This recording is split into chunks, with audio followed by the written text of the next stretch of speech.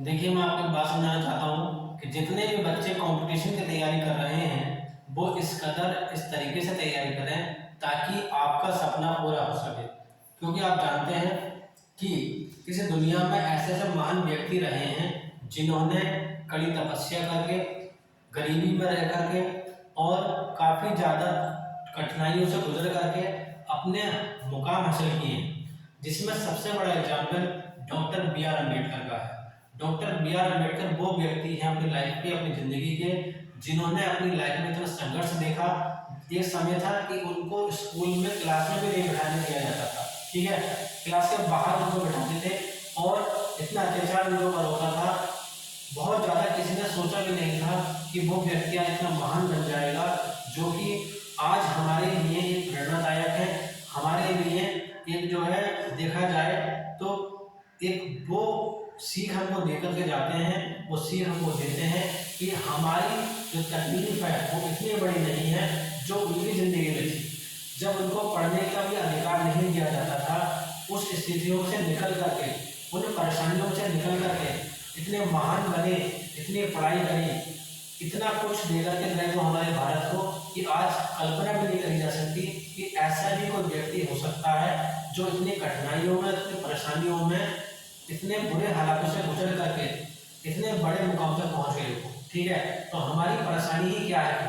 ठीक है, तो मैं इतना ही कहूँगा आपसे कि आपकी जो छोटी छोटी परेशानियां हैं, जो आप जो है मोबाइल में लगे रहते हो, आप जो है इन चीज़ों में लगे रहते हो, छोटी छोटी चीज़ों में, इन्होंने आपको घेर लिया है पूरी तरीके से। ठीक है, आप थोड़ी भी देर के लिए अपना मोबाइल नहीं छोड़ सकते। अगर रख दोगे तो आपका मोबाइल में मैसेज आ जाता है, वो आपको बुलाता है। आपको मोबाइल में जो है इंस्टाग्राम आपको बुलाता है, फेसबुक आपको बुलाता है, व्हाट्सएप आपको बुलाता है। तो अगर आपको ये चीज़ें बुला रही हैं बार बार, तो आप समझ जाइए कि आप सफलता की तरफ नहीं जा रहे हैं, आप विफलता की तरफ जा रहे हो। ठीक है, तो फिर मैं आपसे बार बार यही कहूँगा कि एक टाइम, उस टाइम में सोचो कि जमाना में, उस जमाने में मोबाइल तक इनके पास नहीं था, बाबा साहब के पास। सोचो कि उस समय किस तरीके से इन्होंने पढ़ाई की होगी, और आज के दौर में मोबाइल जैसी चीज़ आ गई है जो इंसान की ज़िंदगी को कम करती चली जा रही है, और इंसान जो है मोबाइल में ही घुसता चला जा रहा है। तो फिर मैं आपसे बार बार यही कहूँगा कि थोड़ा तो सीखिए, अरे कुछ तो सीखो। ठीक है, डॉक्टर बी आर अम्बेडकर वो हस्ती हैं जिनकी ज़िंदगी में मैंने अगर मैं अपने स्तर में बात करूँ तो वो इंसान है वो कि उनकी ज़िंदगी में पूरी ज़िंदगी कठिनाइयों से भरी रही और संघर्ष ही करते रहे वो लोगों के लिए, समाज को सुधारने के लिए। इसलिए उन्होंने कहा था कि जो शिक्षा है वो शेरनी का बहुत दूध है, कि जो पिएगा वो दहाड़ेगा। इसी वजह से उन्होंने कहा था, क्योंकि शिक्षा जो हासिल कर लेता है, तो शिक्षा हासिल करने के भी कई सारे तरीके होते हैं।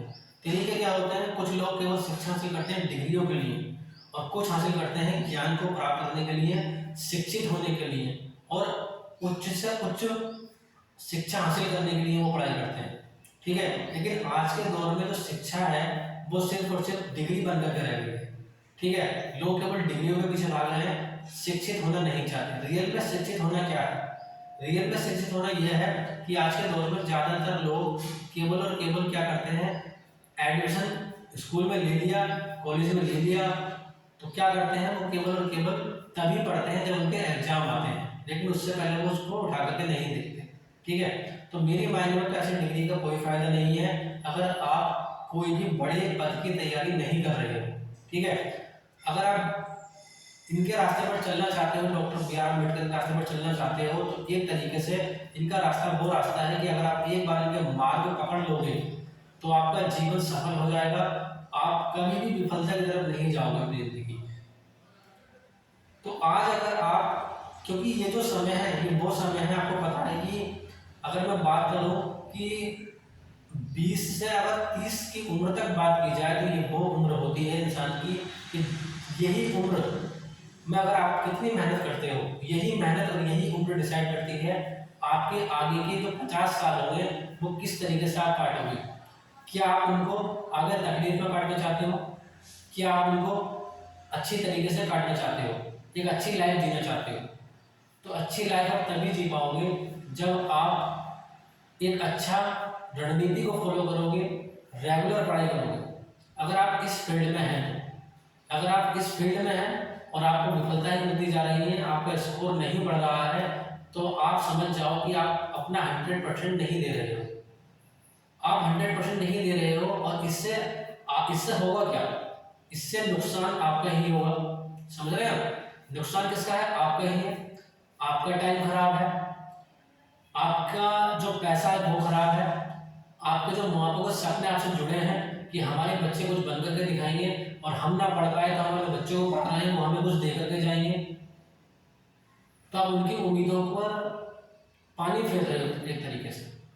ठीक है, तो बस मैं यही आपसे कहना चाहता हूँ कि जितने भी बच्चे आप कॉम्पिटिटिव एग्जाम की तैयारी कर रहे हो, सरकारी नौकरी की तैयारी कर रहे हो, तो अच्छे से करें, क्योंकि सरकारी नौकरी की तैयारी करना एक तरीके से अपनी जो लाइफ है उसको जो है कुर्बान करना है मेरे मेरे जो माइंड में, क्योंकि बहुत टाइम लग जाता है एक वैकेंसी को पूरा होने में। इतने में वैकेंसी पूरी नहीं होती, बच्चा दूसरा फॉर्म डाल देता है, फिर उसमें लग जाता है, फिर तीसरा फॉर्म डाल देता है, फिर उसमें लग जाता है। तो अपनी उम्र को खराब मत करो।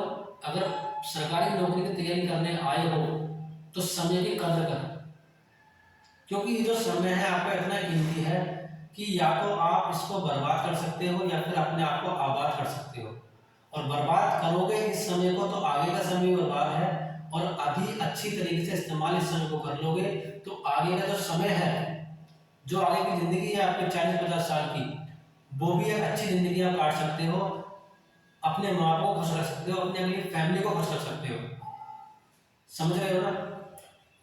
तो कब तक जो है आप एग्जाम की डेट देखते रहोगे, कि कब तक आप नोटिफिकेशन देखते रहोगे? अब इस काबिल बन जाओ कि आपकी शादी की डेट आ जाए, और जो शादी से पहले की नौकरी होती है उसका मजा कुछ और ही होता है, आप अच्छी तरह जानते हो। तो आप कोई भी तैयारी अगर कर रहे हो तो मेरा यही कहना है कि अगर आप कॉम्पिटिटिव एग्जाम की तैयारी में हो, सरकारी नौकरी में हो और पढ़ाई कर रहे हो, तो 100% दो। आज ही दृढ़ निश्चय ले लो कि पढ़ाई करेंगे तो रेगुलर करेंगे, सुबह उठेंगे जल्दी और पढ़ाई करेंगे, और अपने आप को स्वस्थ रखेंगे। और अगर केवल नाम के लिए पढ़ाई कर रहे हो तो ऐसे पढ़ाई का कोई फायदा नहीं है। आप केवल समय खराब कर रहे हो, अपने घर वालों का समय खराब कर रहे हो, अपने घर वालों की उम्मीदें तोड़ रहे हो, और अपने जीवन को आप बर्बाद कर रहे हो। क्योंकि सरकारी नौकरी की तैयारी करना तभी ठीक है जब आप अपनी मर्जी से तैयारी करो, किसी के दबाव में आकर के तैयारी करने का कोई मतलब नहीं है। तो इस बात को समझो और सोचो कि मैं क्या कह रहा हूँ, मैं आपसे क्या कहना चाह रहा हूँ, क्योंकि समय बहुत कीमती है, बहुत मूल्यवान है समय। समय वो चीज़ है जो कभी वापस नहीं लौटता, कभी भी नहीं लौटता, किसी के लिए नहीं लौटता। चाहे कितना ही शक्तिशाली हो, कितना ही बलवानी व्यक्ति हो, चाहे कितना ही बलवान वो क्यों ना हो, समय किसी के लिए वापस नहीं आता। और मैं सभी लोगों से यही बात करना चाह रहा हूँ, चाहे वो बॉयज हो गर्ल्स हो, अपने समय की कीमत को समझें, क्योंकि ये समय दोबारा लौटकर नहीं आएगा, तो नहीं आएगा। समझ रहे हो? तो सोचो एक बार और तभी आगे कदम बढ़ाओ, क्योंकि आपको पता है कि सरकारी नौकरी की तैयारी करना बहुत ही बड़ी चीज़ है आज के दौर में। पेपर लीक होना, पेपर लेट होना, पेपर पोस्टपोन हो जाना, ये सब चलता रहता है, चलता रहेगा। लेकिन आपकी जो तैयारी की उम्र है वो जिंदगी भर नहीं चलती रहेगी। क्योंकि आपने सुना होगा लोगों के मुँह से, बहुत सारे लोगों के मुँह से, कि ऐसे तो लोग कहते हैं, बहुत सारे सभाएं आपने देखी होगी, टीवी में देखा होगा आपने, एक पढ़ने वाले व्यक्ति के मुँह से सुना होगा कि पढ़ाई की कोई उम्र नहीं होती है। तो ये बात मैं मानता हूँ कि पढ़ाई की कोई उम्र नहीं होती, लेकिन इसमें एक बात आती है, क्या सच है कि पढ़ाई की कोई उम्र नहीं होती? पढ़ाई की तो कोई उम्र नहीं होती, लेकिन तैयारी करने की एक उम्र होती है। पढ़ाई करने का मतलब है कि आप डिग्रियां किसी भी उम्र तक कर सकते हो, लेकिन आप तैयारी किसी भी उम्र तक नहीं कर सकते। उसकी उम्र तय है।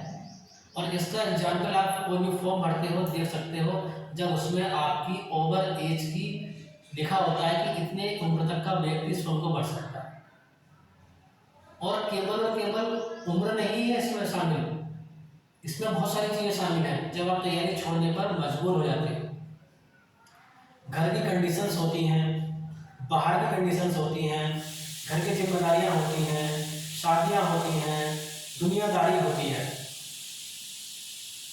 और ये जो उम्र का खेल है फॉर्म में, ये तो बहुत छोटी सी चीज़ है, 1% 2% में आता है। इससे ज़्यादा परसेंटेज तैयारी छोड़ने की आपकी लाइफ है, आपके घर की जिम्मेदारियां हैं, बहुत सारी चीज़ें हैं। तो इसीलिए जिसकी क्वांटिटी ज़्यादा है उसको संभाला जाए। अगर आप उसको संभाल लोगे तो ये उम्र की जो सीमा है फॉर्म भरने की, ये कोई मायने नहीं रह जाएगी, आप अगर बाकी चीज़ों को संभाल लोगे अपनी लाइफ में। तो इसीलिए मेरी बातों के ऊपर ज़रा गौर करें और समझें और आगे बढ़ें, और जो है महापुरुषों से सीखें कि उनकी ज़िंदगी में क्या संघर्ष रहा है। बाकी सारे फालतू काम छोड़ दें, बाकी एंजॉयमेंट के लिए पूरी लाइफ पड़ेगा। लेकिन ये जो उम्र है, ये उम्र केवल अपना मुकाम हासिल करने की है, अपना लक्ष्य पाने की। तो इसके बारे में सोचें और इस पर जो है एक बार जरूर गौर करें। मिलते हैं आपसे नेक्स्ट वीडियो में। थैंक यू, धन्यवाद।